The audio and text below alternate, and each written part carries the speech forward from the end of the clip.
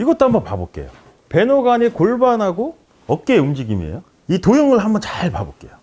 처음에 어드레스 때는 거의 다 평행이죠. 그 다음에 테이크어웨이 했을 때는 골반은 어떤가요? 밑에 요 빨간색이, 그리고 얘는 어깨는, 그리고 왼팔이 이렇게 클럽 샤프트가 지면을 평행할 때 골반이 조금 움직였어요. 그 다음에 어깨 양은 더 많죠. 왼팔에 지면을 평행했을 때 골반보다 어깨 회전량이 많았어요. 그리고 맨 나중에 보니까 골반이 얼추 45도, 어깨가 90도죠. 그러니까 제가 볼 때는 이제 골반을 좀 많이 이렇게 돌려야 된다고 이제 하시는 분들은 이것만 놓고 보는 것 같아요.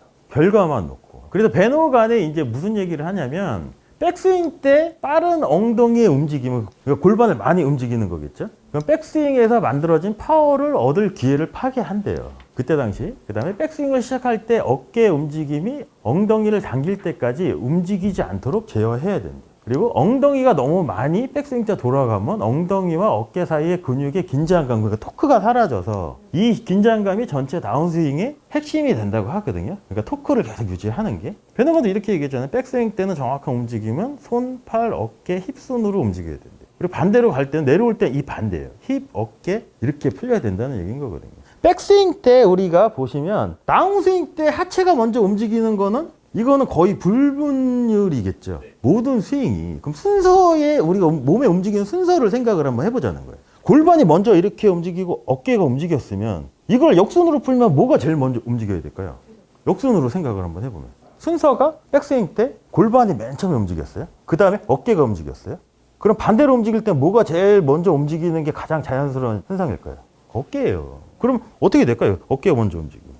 망하는 거지. 근데 순서를 만약에 배너간처럼 어깨 움직임에 의해서 하체가 맨 나중에 갔으면, 역순으로 따지면 얘가 맨 나중에 움직여준 거잖아요. 그럼 얘가 맨 처음에 움직이는 게 훨씬 더 자연스러워지겠죠. 그렇지 않을까요? 그럼 우리가 걸을 때도 생각을 한번 해보죠. 순서가 오른발이 왼발이 먼저 딛고 무릎이 구부러지고 그 다음에 뒤꿈치가 떨어지고 오른발이 앞으로 오고, 이 순서가 맞아야 되잖아요. 근데 이 순서가 틀려져요. 이렇게 가다가 얘가 먼저 가려고 하고 하다 보면 자연스러움은 사라지는 거잖아요. 여기서도 백스윙을 시작할 때 요 손이 엉덩이 높이 있을 때까지는 골반의 움직임을 좀 제어를 해야 된대요.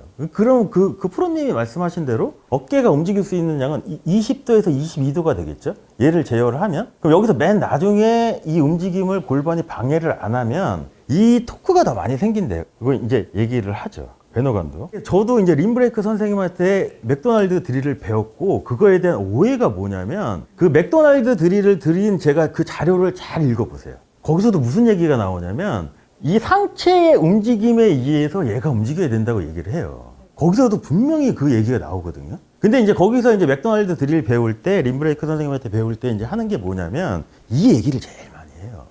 왜냐하면 기존에 있던 사람들이 너무 하체를 잡아야 된다는 이 고정관념 때문에 어떤 게 되냐면, 얘를 잡으려고 하면 이런 게 나온다는 거죠.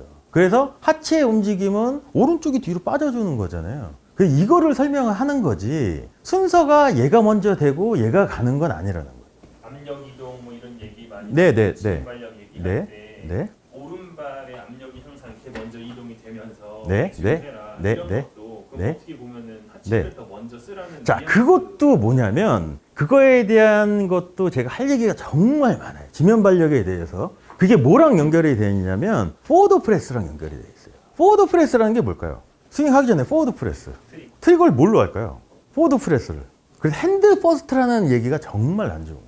포워드 프레스라는 얘기는 뭐냐면, 임팩트 동작을 미리 리허설을 하는 거거든요. 어드레스 상태가 이 상태죠. 여기서 포워드 프레스라는 얘기는 뭐냐면, 오른쪽으로, 그러니까 앞쪽으로 압력을 가하자는 거예요. 그럼 손을 놓고 앞쪽으로 압력을 가하면 이 골반이 어떻게 되냐면, 어드레스 때는 평행이지만 약간 이쪽이 나오고. 그렇죠. 그러면 거기서 말하는 지면 발력은 뭐냐면, 여기서 이 시작은 걸어줘야죠.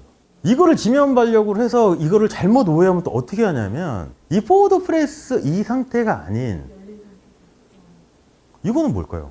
이건 스웨이예요, 스웨이. 그러니까 포워드 프레스는 이거죠. 여기까지가 스톱이에요. 그 다음에 어떻게 되냐면, 얘 움직임에서 얘가 가야 돼. 그래야지 하체 움직임이 상체를 리드할 수 있지. 네? 여기서부터 여기까지만 네. 얘기를 하는 거고. 네. 실제로 이렇게 스윙을 하는 과정에 네. 여기서부터 여기까지 왔으면 네. 여기는 이제 동시에 예의에서 또 이렇게 그렇죠. 그렇게 가죠. 근데 이제 그거 이제 말씀하시는 분들 많죠? 자, 그거를 웨지에 접목시킬 수 있을까요? 웨지 스윙에? 지금 얘기하는 거를? 굳이 안 해도 될 것 같아요. 아니, 근데 왜 그분들 말에 따르면 그거를 모든 클럽에 접목을 시켜야 되잖아요. 근데 웨지는 왜 안 되냐는 거예요. 그러면 우리가 거리 제어가 가능하냐는 거예요. 드라이버야 멀리 가면 멀리 갈수록 유리한 클럽이잖아요. 웨지는? 거리 제어를 뭘로 하라고 해요? 고심머신에서. 그 히터 타입이죠. 원심력을 쓰면 안 된다는 거예요. 오른팔의 움직임에 의해서 해야지 이 디테일한 거리 제어가 훨씬 좋다는 거거든요. 근데 지금 프로님이 말씀하고 지면발력을 쓰는 건 뭐냐면 스윙어 패턴이 원심력 활용이에요. 원심력이라는 게 이거잖아요. 얘를 이렇게 돌려요. 돌리면 얘가 빨리 돌리면 돌릴수록 이 매달려 있는 이 공은 빨라질 수 있죠. 근데 얘를 중간에 조정할 수 있을까요? 이 속도를? 얘가 멈추는 순간 얘도 멈춰요. 원심력을 쓰는 스윙은 맥스의 파워를 쓸 때는 써요.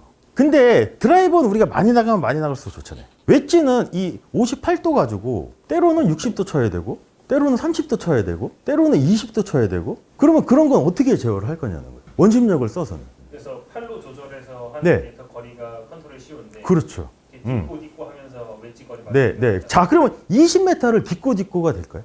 20m 스윙을 하는데 그 사람들이 얘기하는 이렇게 해서 20을 보낼 수 있을까요? 어떻게 할 거냐는 거예요. 더 적게 하고 결과적으로 그렇죠. 더 작게 어떻게 할까요? 여기서 이렇게 불가능해요. 근데 제가 아까 말씀드렸던 클럽이 샤프트 연장선이 라인을 제어하는 거잖아요. 저는 어떻게 생각할 거냐? 20을 하면 놓고 몸의 움직임 많이 안 쓸 거예요. 그때는 오른팔에 의해서 라인을 제어하고 라인을 제어하고 얘는 왜 써줬을까요? 그렇죠.